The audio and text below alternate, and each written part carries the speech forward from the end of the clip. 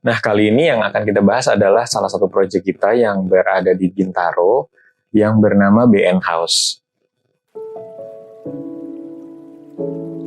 BN House ini berada di lahan berukuran 10 kali 15 meter.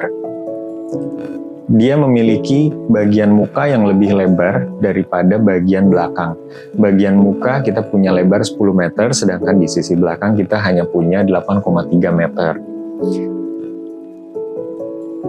Ukuran lahan ini yang menjadi catatan untuk kita karena kita harus bisa mengalokasikan ruang, menentukan ruangan mana yang akan kita tempatkan pada sisi yang miring tadi, karena biasanya ruangan itu jika ditempatkan di bagian yang tidak siku atau miring, dia pasti akan memiliki lebih banyak negative space, dan bagaimana cara kita mengakalinya itu menjadi catatan dalam proyek ini. Konsep rumahnya berangkat dari kebutuhan owner seperti biasa dan juga analisa tapak yang kita lakukan.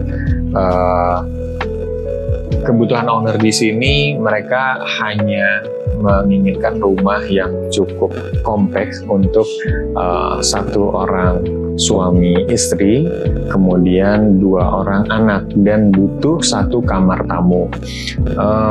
Dari kebutuhan ini kita coba membuat zoning penempatan ruang, di mana di lantai 1 itu kita jadikan area yang sifatnya publik, sehingga kita tempatkan di situ living, dining, dan pantry. Kemudian ada juga kamar tamu dan kamar mandinya. Lantai 2 nanti kita tempatkan hanya untuk kamar-kamar saja, kamar utama dan kamar anak. Dari analisa tapak yang kita lakukan, itu kita melihat bahwa site ini kan berada hadap ke jalan depan itu menghadap ke timur, sehingga bagian muka menghadap ke timur, bagian belakang, muka belakang menghadap ke barat. Nah, ini yang harus kita siasati nantinya. Dari arah mata angin ini sebetulnya perlu teman-teman tahu bahwa di negara tropis ini sebetulnya rumah hadap timur itu tidak terlalu buruk juga, karena kita justru dapat memanfaatkan cahaya matahari pagi yang masuk ke dalam rumah gitu ya. Tapi mungkin di jam tertentu seperti jam 11 ke atas misalkan ya, itu mungkin cahaya mataharinya udah mulai terasa hangat gitu ke dalam rumah, sehingga itu yang harus kita antisipasi.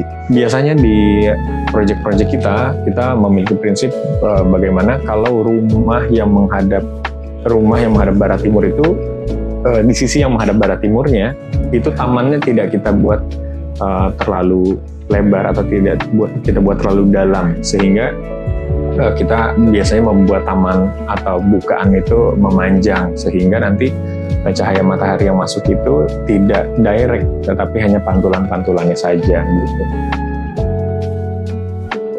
Di sisi barat, untuk organisasi ruang, kita tempatkan area-area servis. Di belakang, itu kita tempatkan ruang dapur kotor dan ada laundry kecil. Sedangkan di area sisi timur itu ruangan inti, seperti ruang keluarga dan lain-lain.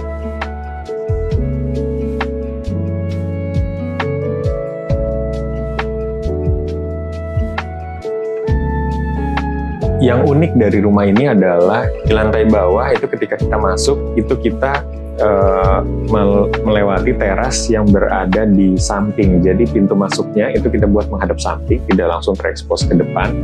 Di teras itu kita punya satu area cukup sedang ya, sedang, tidak terlalu besar, tidak terlalu kecil, yang mana si terasnya itu kita sobek sedikit untuk dijadikan taman kering. Nah, di taman kering itu fungsinya nanti sebagai buffer supaya cahaya matahari yang masuk nanti bisa terreduce oleh pohon-pohon yang kita tanam di situ, kira-kira begitu. Nah, dari teras kita masuk ke dalam itu langsung disambut oleh foyer yang tidak dibatasi apapun ke area living, terbuka, dan dia memiliki ceiling yang tinggi. Jadi kita konsepkan double height ceiling dengan void ke atas, sehingga ketika kita membuka pintu pertama kali kita akan merasakan kesan yang megah dan luas di rumah ini, walaupun secara luasan rumah ini sebetulnya tidak terlalu besar.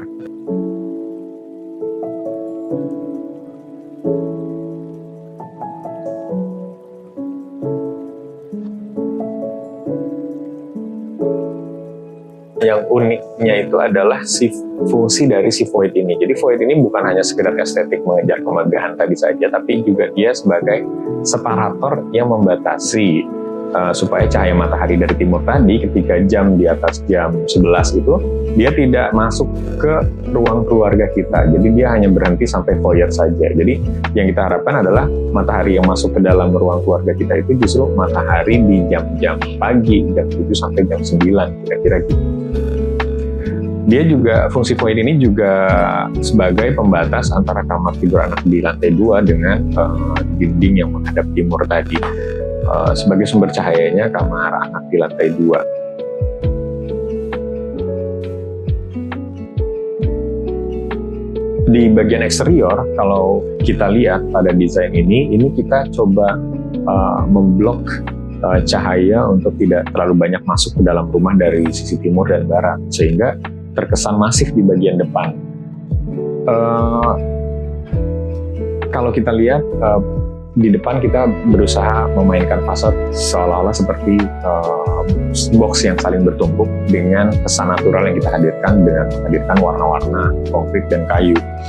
Seperti biasa kita selalu memadupadankan dengan satu aksen warna yang tegas kontras di bagian fasad, yaitu warna putih yang menjadi focal point dari fasad ini.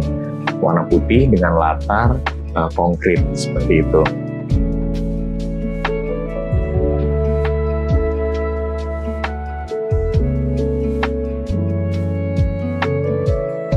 Nah, pada bagian dalam kita juga konsisten bermain dengan warna-warna natural tadi, warna konkret yang kita buat.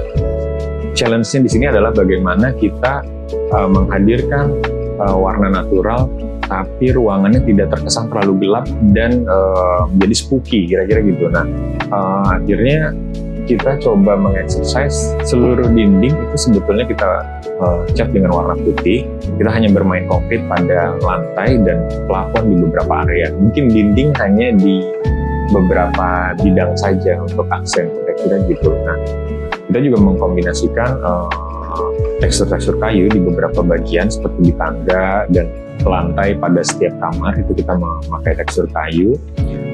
Di kamar-kamar konsepnya lebih tematik lagi, kita memadupadankan warna-warna sage green, peach, dan permainan furniture yang lebih tematik.